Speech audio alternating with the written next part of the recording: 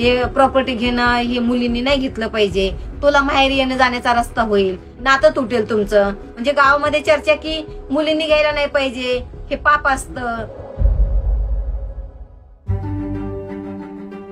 कणखर बायांची गोष्ट. रुक्मिणी नागापुरे. ही कहाणी आहे माहेरच्या संपत्तीत हक्काचा वाटा मिळवलेल्या रुक्मिणी नागापुरे यांची. 47 वर्षांच्या रुक्मिणी बीडमध्ये राहतात. त्यांचं घर म्हणजे अगदीच पत्र्याची शेड.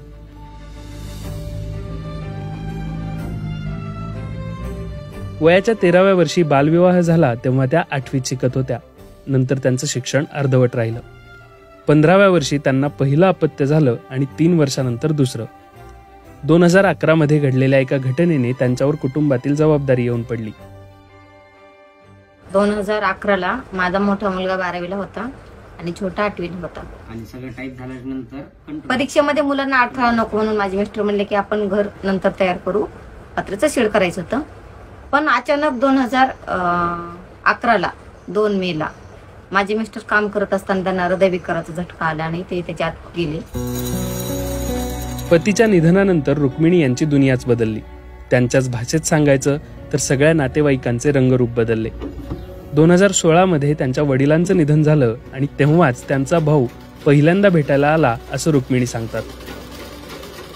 2011 पासून 16 पर्यंत मला गरज होती त्याची, तोपर्यंत ते उभं राहिला नाही. म्हणजे मी अगदी जमीनदोस्त होते, माझ्या डोक्यावर छत पण नव्हतं. मी बाहेरचे 4-2 लोक मजुरी म्हणून आणले आणि शेड बांधून घेतलं, तरी कुणी आलं नाही.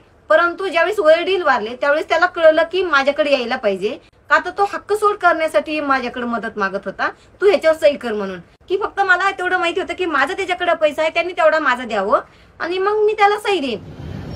परंतु त्यांनी काय केलं, तलाट्याच्या संगमतानी आणि गावातल्या पोलीस पाटलाच्या मदतीने एकट्याच्याच नावावरती जमीन करून घेतली. एकतर आम्ही वारसा हक्काने, मी, माझी बहीण, मुलगा, तो आणि म्हणजे माझी आई, आम्ही 4 जणांच्या नावावरती प्रॉपर्टी व्हायला पाहिजे होती, जमीन व्हायला पाहिजे, जे काय असेल ती. परंतु तशी झाली नाही. 7-12 उतारा पाहिल्यानंतर रुक्मिणींच्या लक्षात आलं की उतार्यावर फक्त भावाचंच नाव वारस म्हणून लावलं गेलंय. त्यांनी तलाठ्याला फोन लावला. मी त्यांना फक्त फोनवर सांगितलं की हे एकट्याच्या भावाच्याच नाव कसं काय केलंयस, आम्ही दोघी बहिणी आहे, माझी आई आहे जिवंत अजून, मग तू कुठले कागदपत्र त्याला जोडलेस, माझी आई तर जिवंत आहे, मृत्यू प्रमाणपत्र जोडलेस का, तर दाखव म्हटलं. आम्ही दोघींनी कुठे सह्या केल्या ते दाखव म्हटलं. तर त्यांनी काय केलं होतं, माझ्या बहिणीची सही घेतलेली होती आणि मग ते तलाठी आला डायरेक्ट माझ्याकडं. मी त्याला भेटायला वेळ देत नव्हते, तर तो पहाटे सकाळच्या 6 वाजता आला.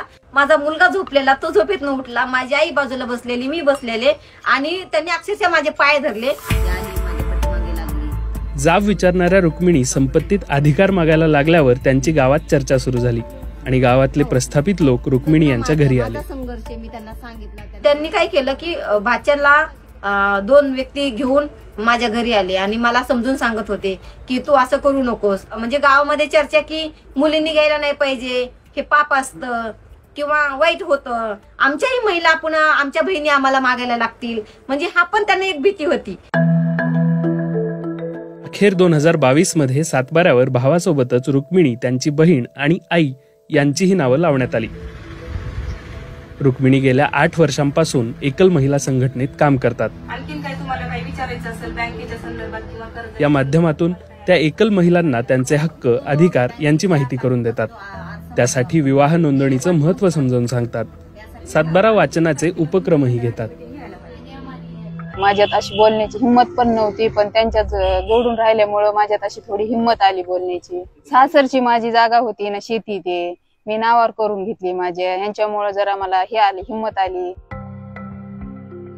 मॅडमनी मला बऱ्याच गोष्टी समजून सांगितल्या की बाबा तुला मुलं आहेत, तू कसं करणार, पुढची लाईफ कशी काढणार, काहीतरी करायला पाहिजे ना स्वतःच. तर मी नंतर थोडस असं ते याच्यातून थोडस बाहेर निघायला लागली. नर्सिंगला ऍडमिशन घेतल्यानंतर 2 वर्ष पण एकदम टॉप मध्येच पास झाली मी, म्हणजे अभ्यास करून. सपना सध्या खासगी दवाखान्यात नोकरी करतात. दुसरीकडे लग्नाच्या वेळी 8वीत असलेल्या रुक्मिणी यांनी आता MA पूर्ण केलंय. हा आहे 7-12, याच्यामध्ये इथे गावाचं नाव दिलेलं असतं. वारसा हक्कासाठी त्या इतर महिलांना सजग करतायत. आपला तालुका कुठला अनेकदा महिलांच्या नावावर जमीन करून द्यायला पुरुषप्रधान समाज तयार होत नाही. गरज आहे तुला. पण बाईच्या नावावर जमीन का पाहिजे असा प्रश्न विचारल्यावर अयोध्या सांगतात, पाहिजेच ना बाईच्या नावावर जमीन. कशासाठी? असं पुढं काही पण टाइम येतोच ना. मग असं कोणी कोणाचं नसतं, कोणी विचारित नाही टाइम आल्यावर. सरकारकडून त्यांच्या काही मागण्या आहेत. आता सध्या तर त्यांनी ठरावावर गाव ग्रामपंचायत मध्ये महिलांच्या नावावर घर आणि शेती हे करण्यासाठी दोघांचं पती पत्नी म्हणून नाव लावलं पाहिजे.